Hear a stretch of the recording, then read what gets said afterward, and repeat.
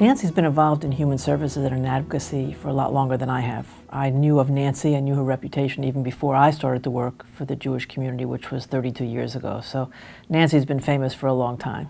I first met Nancy on a JPAC trip to Israel, and I actually noticed her at the airport before I met her and said hi to her because she was just such a friendly, cute, interesting, vivacious person. I've met Larry about 8 or 9 years ago, actually with me coming into JCRC as a member at large. Larry, I would say, took me right away under his wing. They are a dynamic duo which has made a positive impact on countless organizations, from JFCS to JPAC, from AIPAC and New Israel Fund to JCRC. They are a diverse duo whose different perspectives enliven our community and mirror the broad tent that JCRC provides for all of us.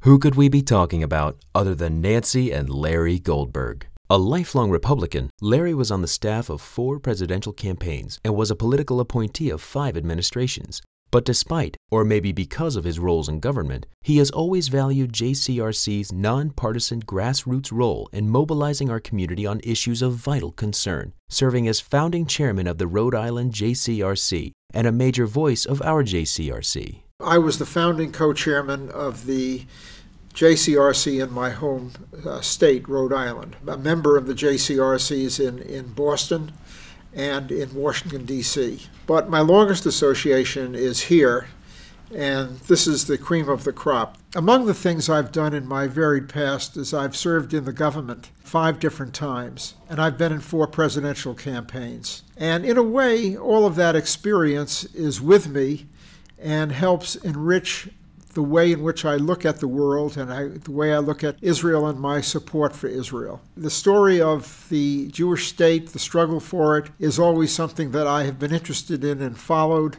and it moves forward in the current events of today. And I've always wanted to teach, and the combination of being able to do it in the FROMM Institute, in the courses that I have designed and worked with my partner Richard Rubin, has been absolutely uplifting. Larry's relationship and mine go back a long time.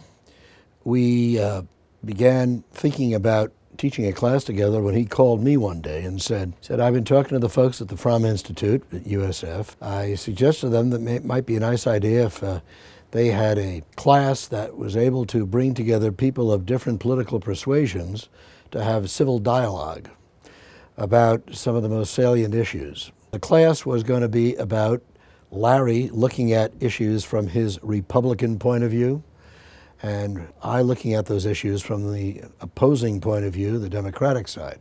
At a point in my life where I was really looking for a new challenge, I put together my interest in politics and my activism in the Jewish community. And I applied for and got the job to run the effort for the Jewish vote in the '72 presidential campaign, which was the first national campaign that had been undertaken by the Republican Party. And I believe it's vital for our community to be positioned so that both national parties are interested in us.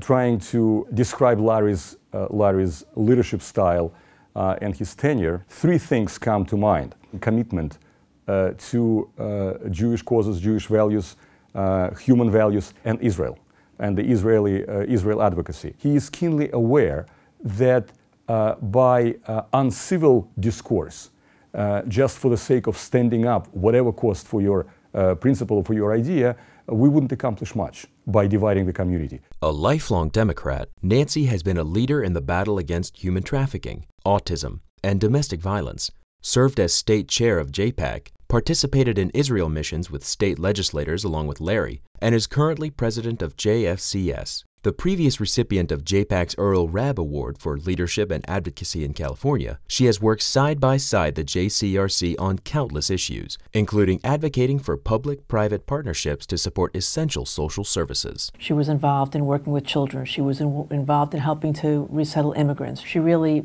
believes in the principles of Judaism. She understands our responsibility to care for people who are less fortunate, to do what we can to help the dependent and the frail. I know what it is to be afraid to speak up, to speak out.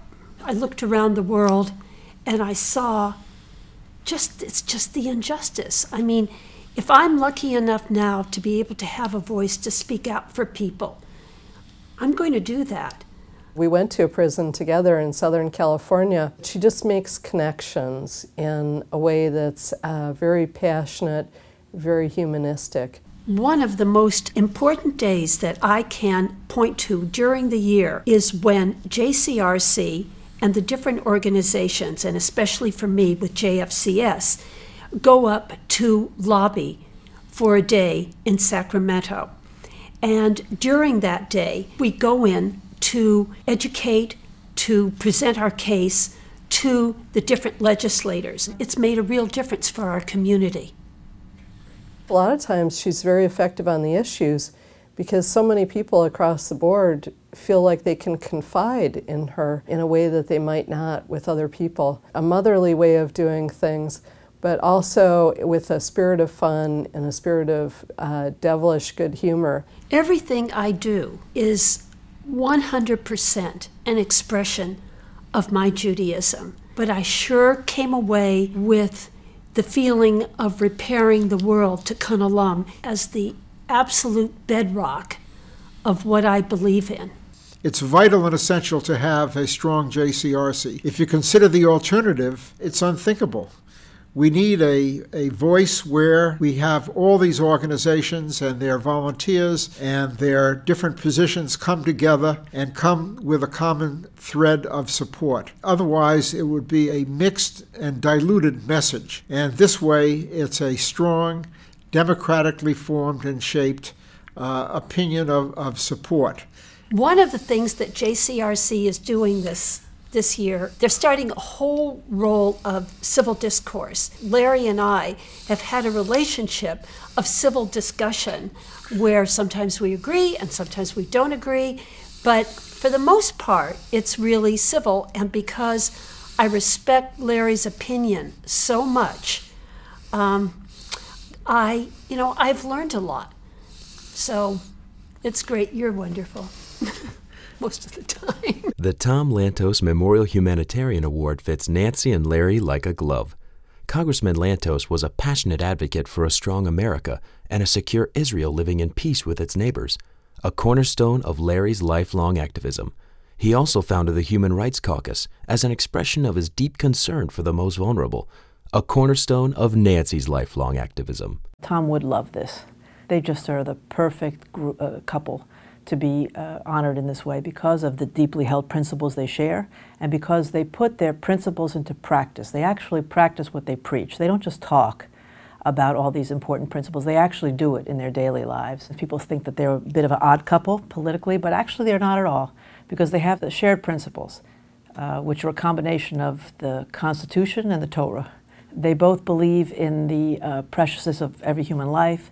They believe in the responsibility of government to work with the private sector. They believe in petitioning one's government. And so those principles together combine to make them a really powerful force. I'm absolutely delighted that Larry and Nancy are both being honored in this fashion. They have given so much to the community, to the Jewish community, and to the community in general.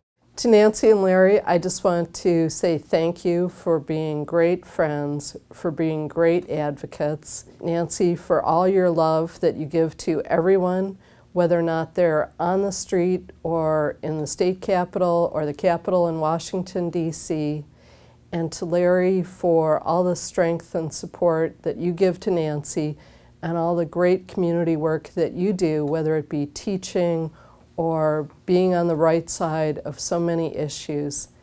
Thank you to both of you. It means the world to me and to so many other people.